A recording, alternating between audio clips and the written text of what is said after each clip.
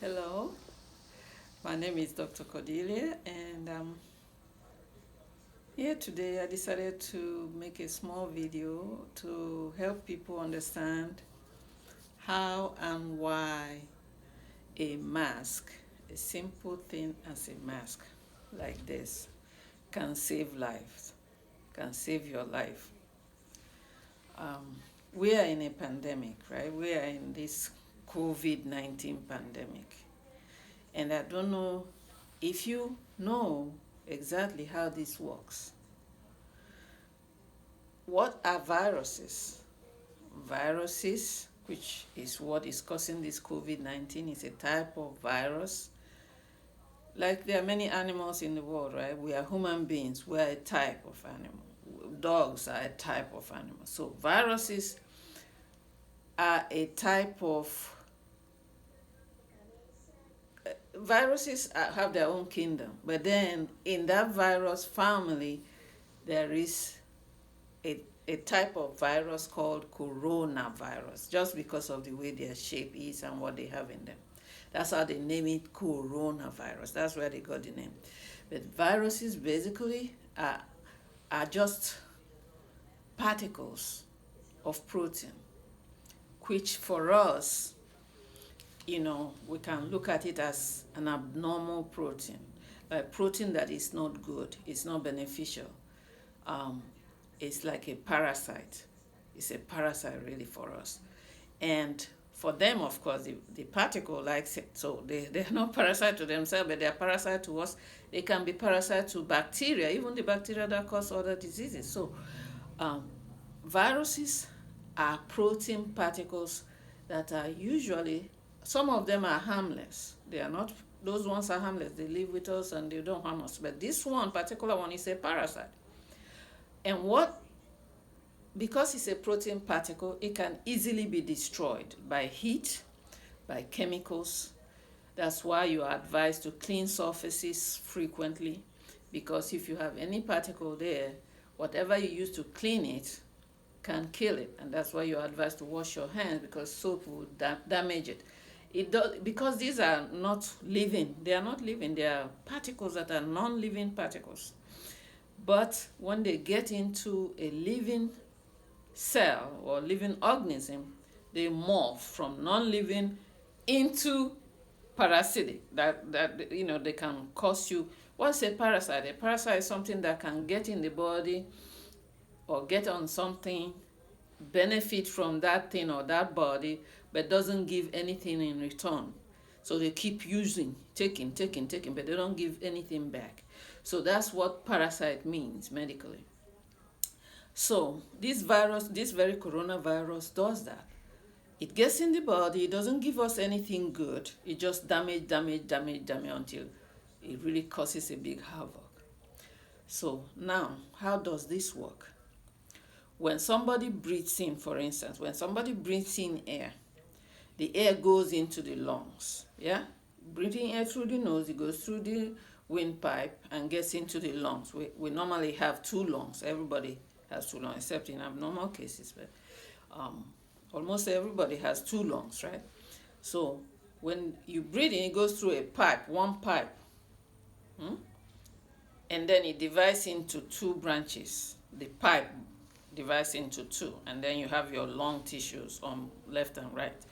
And what happens is with this parasite, this very virus, corona, it comes out and when it gets to the lungs, it comes out of the bubble where it is.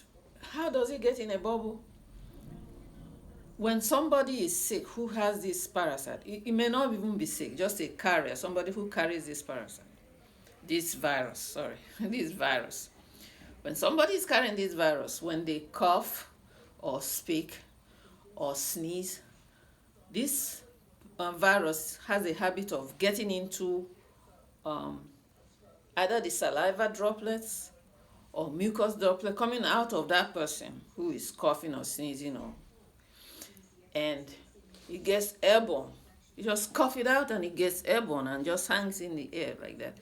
But it can travel like from here to like 6 feet, up to 6 feet. That's why you're advised to stay at least 6 feet away from people.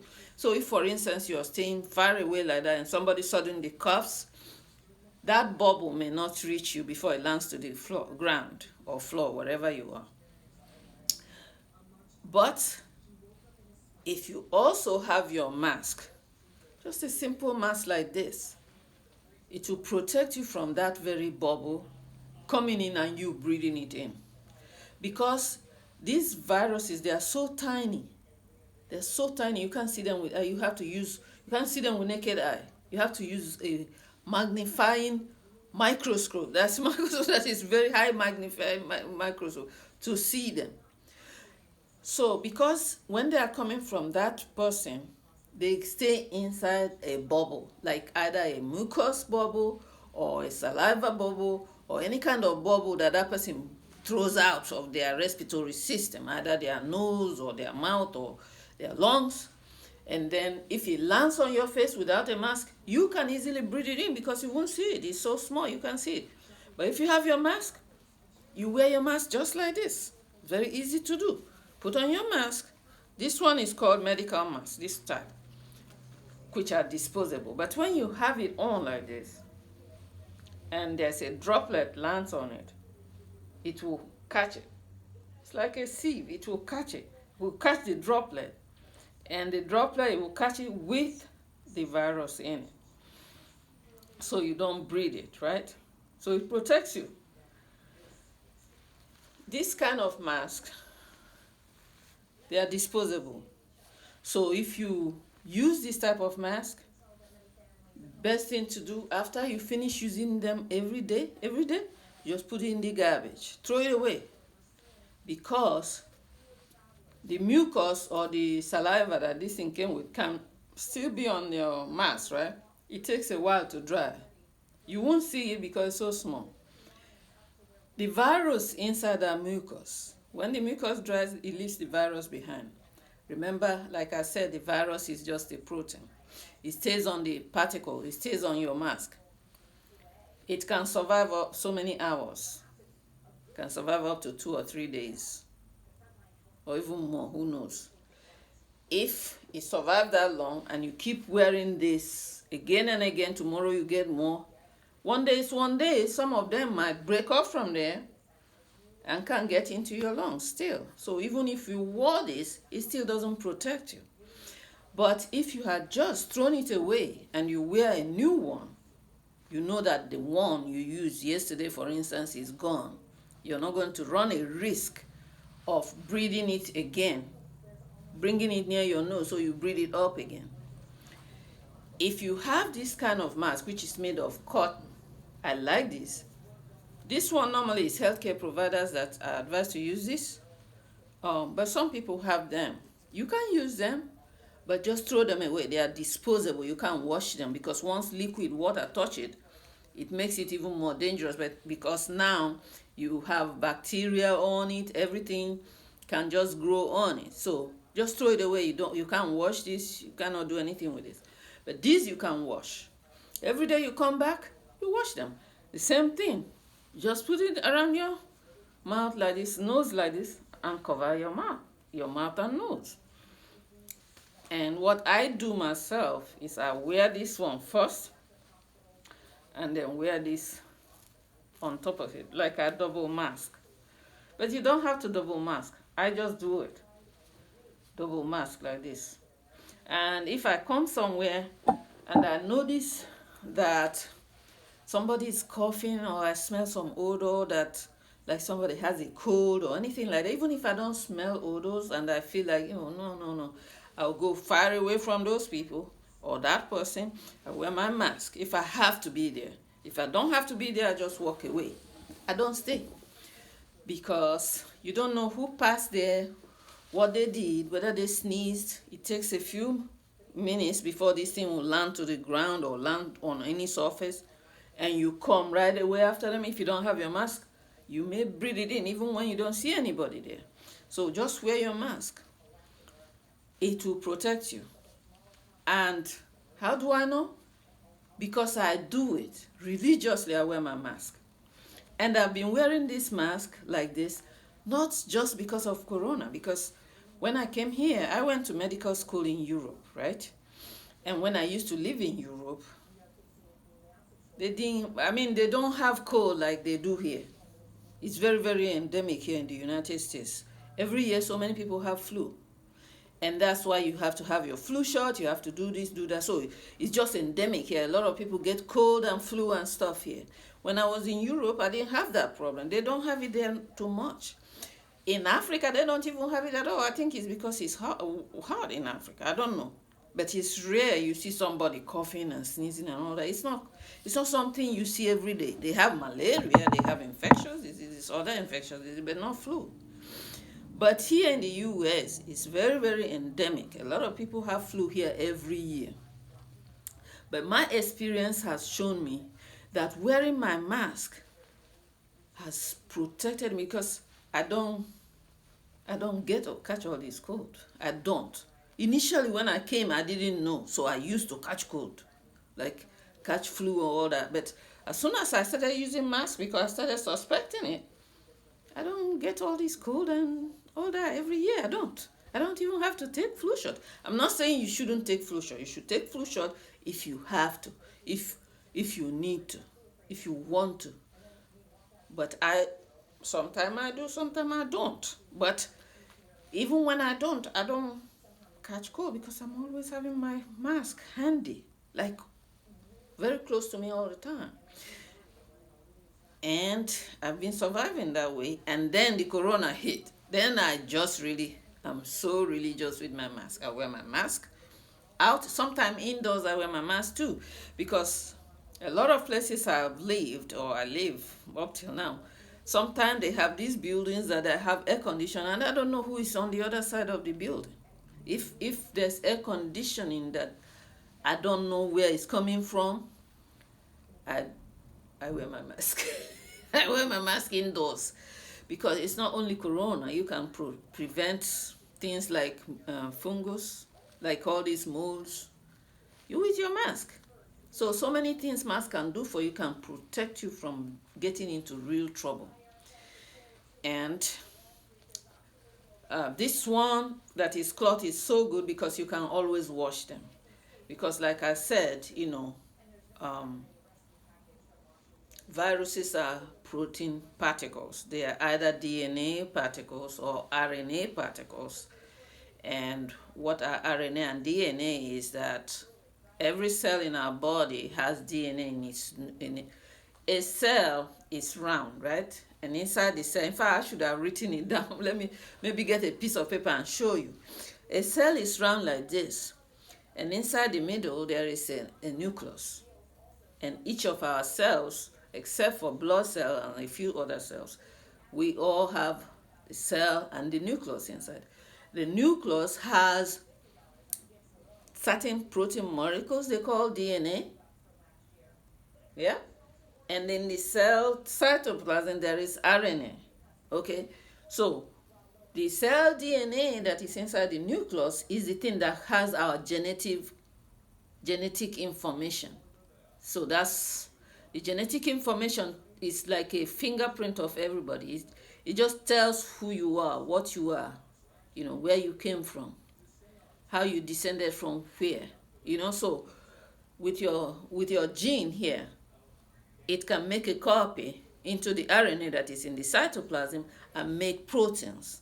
And these proteins can be enzymes, they can be proteins for muscles, they can be proteins for any organ in the body for repairing something. When you have an injury, to repair it, you need proteins.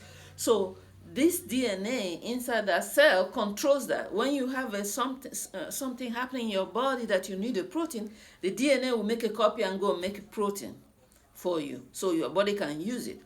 But this coronavirus, what it does is once it gets into the lungs, it may start with one cell or any cell it sees there. It gets into that cell. As soon as it gets into that cell, it runs into the nucleus. And it gets into the nucleus and gets into the DNA and makes that DNA, it deceives the DNA, so the DNA, it instructs the DNA to start making its own kind of protein, the protein that it needs for it to because all virus particle want to do is just to multiply. That's all its job. You see, we wake up in the morning, we go to school, we go to work, we do this, we do that. Their own job is just to multiply. So, and they don't have the machinery, the equipment to multiply. They don't have the machinery to make the proteins that they need to multiply. So they have to go into somebody, either a human being or any other organism, and get into their cell and take over their machinery to multiply so they can build their cell. Because to build a virus, you need certain things, you need certain components. Virus itself cannot make all the components it needs. It has to hijack somebody's cell to do it.